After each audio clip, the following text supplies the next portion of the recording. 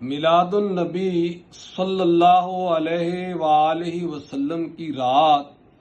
دنیا میں بہت سے غیر معمولی واقعات رونما ہوئے۔ ان میں سب سے اہم غیر معمولی واقعہ ایران کے ساسانی بادشاہ کا ایوان کسریٰ جو بہت ہی مضبوط بنیادوں پر تعمیر کیا گیا تھا، اس میں زلزلہ کا آنا ہے۔ مورخین اور سیرت نگار لکھتے ہیں کہ جس رات نبی اکرم صلی اللہ علیہ وآلہ وسلم کی ولادت باسعادت ہوئی، اس رات ایوان